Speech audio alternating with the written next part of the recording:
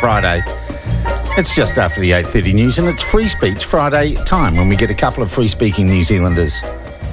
We fire up the jug, the Chanui tea, and we get into it with them. The events of the week, not always serious, sometimes light-hearted. And with us this Friday, Maurice Williamson, Auckland councillor, former National Party Cabinet Minister, outspoken man.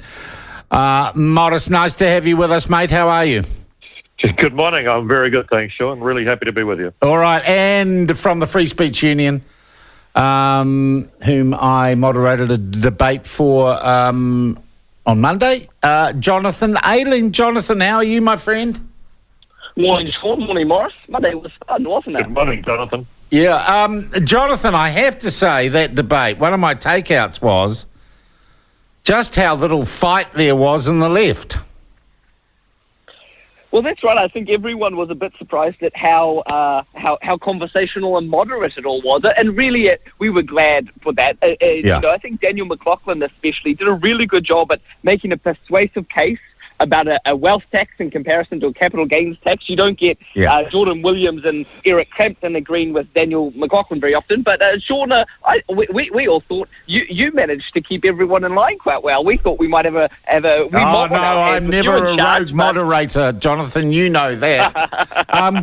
But I'll tell you what, I did get the feeling that the left are going, and I see it on the campaign trail. Maurice, I'm interested in your perspective. They know they've lost. They are going through the motions, aren't they? Yeah, they are, Sean, and it's an awful feeling because I've been through it about twice, but I've been on it the other side a couple of times. So in 1990, for example, we only just had to show up and we were there. Right. Labor had two leaders within 6 months. They dropped Geoffrey Palmer. Mike Moore came in to try and save the deck chairs. And the gut-wrenching feeling that it is to know you're just sinking by the day, and National just had to show up. But the reverse was in 1999. I used to go up to Premier House some nights with Jenny Shipley and some of the senior leaders from the Cabinet, and we'd decide a strategy for the next day. What would we release? Who would release at what time? What would that mean in terms of getting some public coverage? And 2 nights later, we'd get the numbers in and we'd dropped even further. And then we'd try, well, what are we going to do then to come and bring that back? And we dropped even further. And you get stuck in a vicious cycle, don't you, then? Correct. And it's gut-wrenching because no matter what you do, there is a switch in the public's brain. And when they switch that thing on and have turned away from you, you literally have got to try and minimise the carnage because they've walked away and it's all over. That happened to National at the last election. National had basically been vacated from the playing field, and it was now a matter of what was the combination of Labor or Labor and Greens party going to look like as government. And so it happens, and it's happening now. You can see it just in the way they do media. The rumours that are floating around now is a whole lot of the staff are looking for jobs, and even some of the ministers are now beginning to see what their it could be decimating for their MPs. Jonathan, let me tell you one thing. I just want to give you one quick thing that's going to come out of us. We can discuss it a bit more if you want. Yeah. But I'll tell you what, I've got a really good set of analytics in my computer. I've got history of right back into the 80s. Oh, God, you've wonked it. Yeah, okay. No. The one interesting that's going to come out of this, really interesting, is that the 2 major parties are going to get almost no list MPs. Yeah. It's going to be I don't think that's a bad seats. thing, Maurice. There are 48 list seats. Everyone thinks it's 50-50, but it's not. There's 48 list seats, so it's only 40% of the parliament, and they're nearly all allocated amongst ACT, the Greens, New Zealand First if they break the 5%, which I think they will, and Te Pāti Māori. And so National's going to get about 2, but see what that means for Labor. It means that they might get Grant Robertson and Jan Tinetti across the line, but, David Parker, Andrew Little, Willie Jackson, a whole swag of them don't get across. Yeah. Jonathan, I know you're a guy who likes to think about ideas and talk about ideas. That's kind of what drives you. You're calling me a nerd, are you? No, I'm not calling... I didn't say... Did I use that word? Okay, nerd. Well, we're going to say you did. We're going to say you did. Let's quote it. But in an election that is a no contest, as I think we are seeing emerge, the problem is we are all just focused on the outcome and who gets in and who gets out. There is no real policy debate, is there?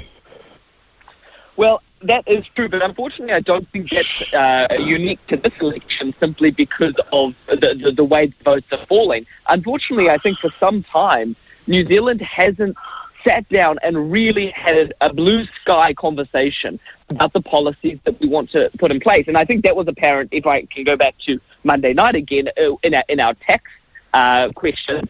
But Peter Gluckman the former chief science advisor to the Prime Minister, has made comments about this quite a few times, saying we're not having the blue sky thinkings when we need to. We're being very tall poppy. We're being very restricted in the ways that we think about addressing the solutions that we're facing as a society. And so, unfortunately, that is the case. It's compounded by, I think, a sense of a fait accompli amongst many people. But I think it's a broader issue as well.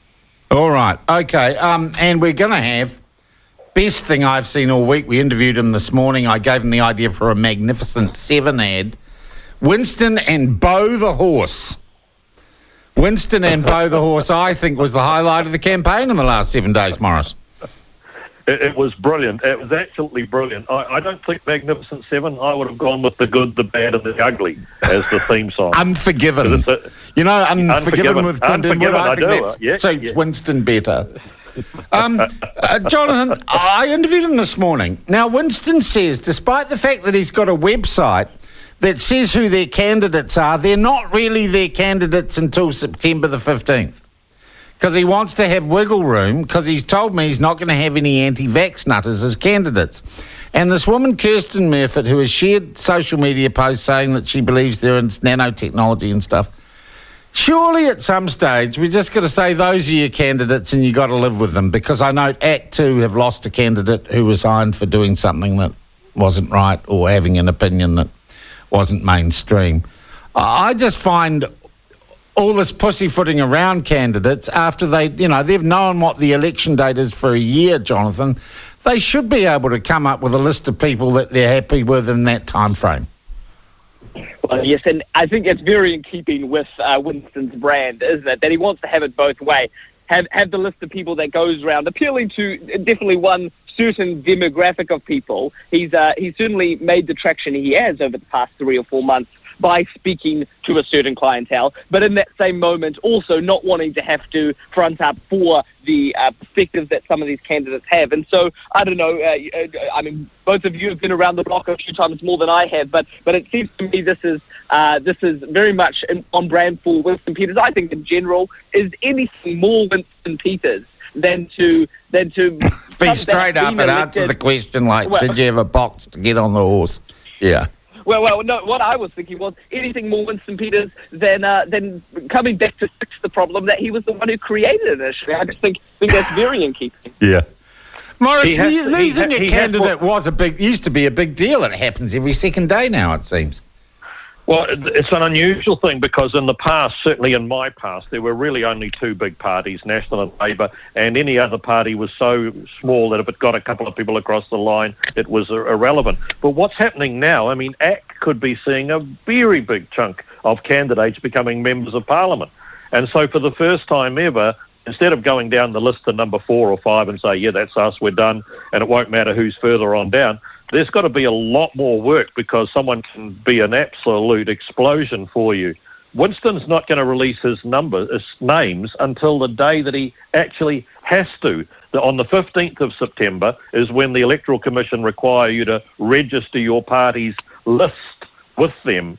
And so it formally has to be registered that day and announced. So he's playing it carefully so that he's watching their performance and so on and making judgment calls. I think he's been quite sensible and quite clear about it. I'll put the final names up on the day that I have to.